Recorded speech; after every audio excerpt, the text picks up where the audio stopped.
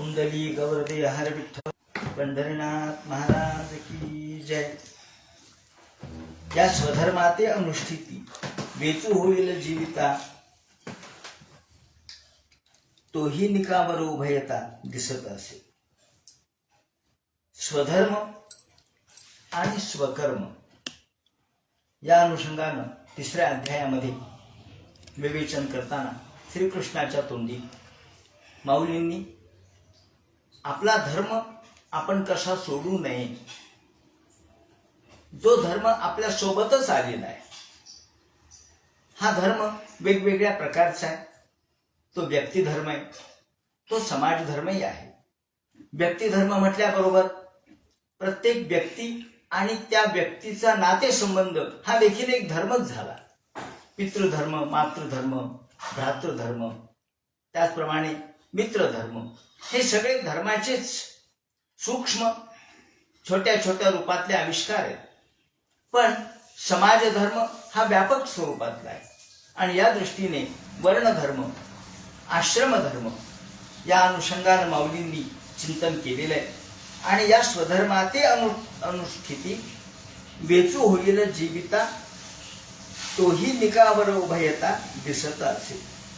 या स्वधर्माते अनुष्ठिता, या स्वधर्माचं अनुष्ठान करता करता आपलं आयुष्य त्यांनी खर्च केलं पाहिजे. वेचू होईल जीविता, आपलं जीवन वेचलं पाहिजे. तोच खऱ्या अर्थाने निका अर्थात चांगला आहे. तोच खऱ्या अर्थानं जीवन यशस्वी झालेला, जीवनार्थ प्राप्त झालेला आणि तोही निकावर उभयता दिसत असे. आपला धर्म आणि आपलं जीवन हा जीवन धर्मच झाला पाहिजे.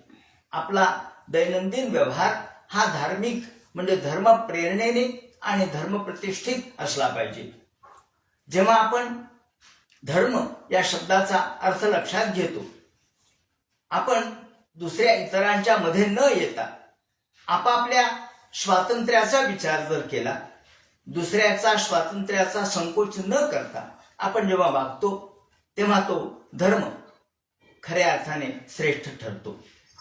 जेव्हा रामचंद्रांच्या संदर्भात आपण म्हणतो की राम हे धर्मिष्ठ तर होतेच, पण रामराज्य म्हणजे काय याची व्याख्या करत असताना त्या ठिकाणी त्यांनी असं म्हटलंय की ज्या रामराज्यामध्ये धर्मानेच सर्व प्रजा ह्या एकमेकांच्यावरच नियंत्रण होत्या.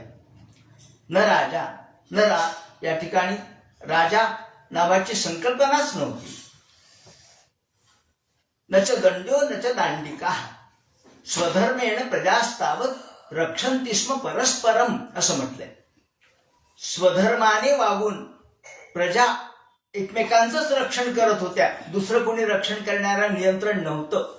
या ठिकाणी ही मुद्दाम गोष्ट लक्षात आली पाहिजे की कायद्यापेक्षा धर्माची व्याप्ती मोठी आहे. कायद्यापेक्षा नीतीची व्याप्ती मोठी आहे. कायदा केवळ पुस्तकात असेल, कायदा तुमच्या शारीरिक दैहिक गोष्टीचं नियंत्रण करत असेल, पण धर्म हा मनाचं नियंत्रण करणार आहे. कायदा मनावर चालत नाही, मनाचं नियंत्रण कायदा करू शकत नाही, पण धर्म मात्र मनावर नियंत्रण करतो. आणि प्रत्येकाने आपापल्या चौकटीत वागलं, नियंत्रित पद्धतीने वागलं तर कुणालाही दुसऱ्यावरती अंकुश ठेवायची गरज लागणार नाही. म्हणून स्वधर्मेण प्रजास्तावत रक्षन्ति स्म परस्परम असं रामराज्याबद्दलचं वर्णन केलेलं आहे. सांगायचं तात्पर्य असं आहे की रामराज्य म्हणजे काय, तर धर्म प्रत्येकाने जर परिपालित केला तर कोणत्याही कायद्याची गरज उरणार नाही. कोणीच अनितीने वागलं नाही तर कोणालाही या ठिकाणी कोर्टामध्ये जायची गरज पडणार नाही. प्रत्येक जण आपापल्या नीतीने, आपापल्या रीतीने आणि आपापल्या चौकटीत जर वागत असेल तर तो खऱ्या अर्थाने श्रेष्ठ धर्म आहे. आणि म्हणून ऐसे समस्त सुख शिरोमणी सुर शिरोमणी या ठिकाणी ज्ञानेश्वर माऊलींनी कृष्णाला सुर शिरोमणी असं म्हटलंय. असा सर्व देवांचा देव असलेला भगवान हा जेव्हा अर्जुनाला हा उपदेश करतो, तेव्हा अर्जुनाने प्रश्न विचारलाय की हे कृष्णा, तुम्ही हे जे सांगितलं ते सगळं मी ऐकलं, मला कळालं, पण तरी माझ्या मनात एक प्रश्न आहे. कोणता? अथकेन प्रयुक्तोऽयं पापं चरति पुरुषः अनिच्छन्नपि वार्ष्णेय बलादिव नियोजितः. अनेकदा असं मी ऐकतो पाहतो की मोठमोठे विद्वान सुद्धा कधी कधी स्खलित होतात, घसरतात. मोठमोठे ज्ञानी सुद्धा चुकीच्या मार्गाला लागतात. असं का होत असेल बरं? ज्ञानाला तर सगळं माहितीये, मग ज्ञानाची ही स्थिती भ्रंशे मार्ग सांडून येणारीशे. माऊली म्हणतात मोठमोठे ज्ञानी सुद्धा आपला मार्ग सोडून अज्ञानी जसं वागतात तसं वागताना मी पाहिलेले असं अर्जुन म्हणतो.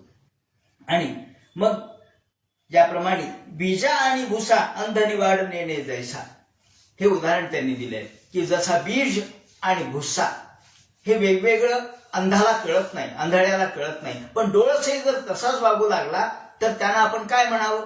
तुका म्हणे आंधळे हे जन, हे लोक आंधळे गेले विसरून खऱ्या देवा.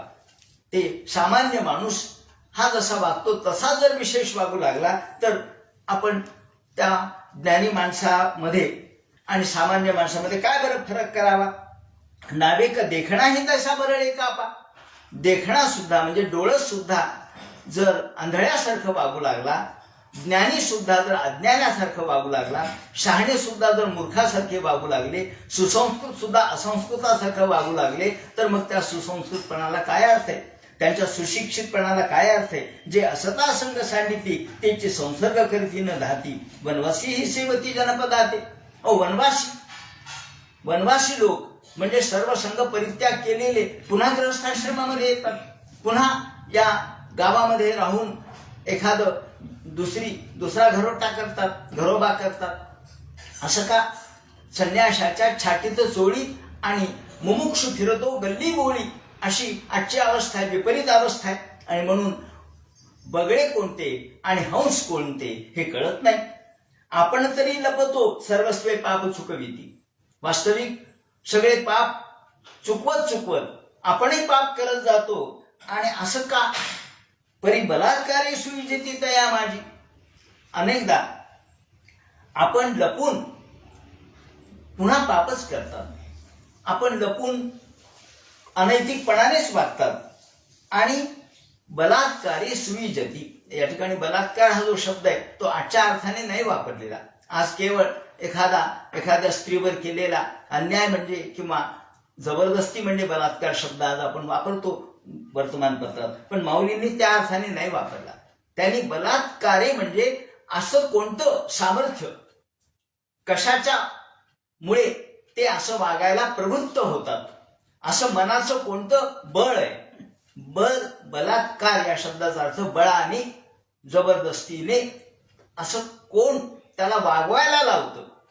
आणि असं म्हटल्यानंतर ऐसा बलात्कारू एक दिसे तो कवनाचा यथाग्रह असे. अशा पद्धतीने एवढा ज्ञानी सुद्धा जर कधी कधी पाय घसरून पडतो, तो सुद्धा जर कदाचित चुकीच्या मार्गाला लागतो, तर असं कोणतं सामर्थ्य आहे की ज्यामुळे तो चुकीच्या मार्गाला लागतो? ज्ञानापेक्षा अशी कोणती मोठी गोष्ट आहे? असं म्हटल्यानंतर श्रीकृष्ण सांगतात काम येश क्रोध येश रजोगुण समुद्भवा. या ठिकाणी या श्लोकामध्ये काम आणि क्रोध या दोन शक्तिशाली असणाऱ्या असुरांचा उल्लेख केलेला आहे. काम आणि क्रोध हे दोन असे शत्रू आहेत आपल्या अंतःकरणामध्ये की ज्यांच्यामुळे आपण एवढे चांगले असताना सुद्धा वाईट मार्गाला लागतो, घसरतो, स्खलित होतो, आपल्या सगळ्या सामर्थ्याला आपण विसरतो. काम आणि क्रोध. मग हा काम आणि क्रोध कसा आपल्या अंतःकरणात निर्माण होतो? कामामुळे आणि क्रोधाविष्टामुळे किंवा राग आणि क्रोध यांच्यामुळे ज्ञानी माणसं सुद्धा डोळ्यावर अज्ञानाचा पडदा त्यांच्या येतो आणि ते अशा पद्धतीने चुकीच्या मार्गाला लागतात, मूर्खासारखं वागू लागतात. जयाचे कृपेची साठवण नाही हे कृतांताच्या ठाई मानिजती. अरे अर्जुना, ज्यांना कृतांत म्हणजे प्रत्यक्ष यमराज यांचं आणि कामक्रोधाचं कार्य एकच आहे का?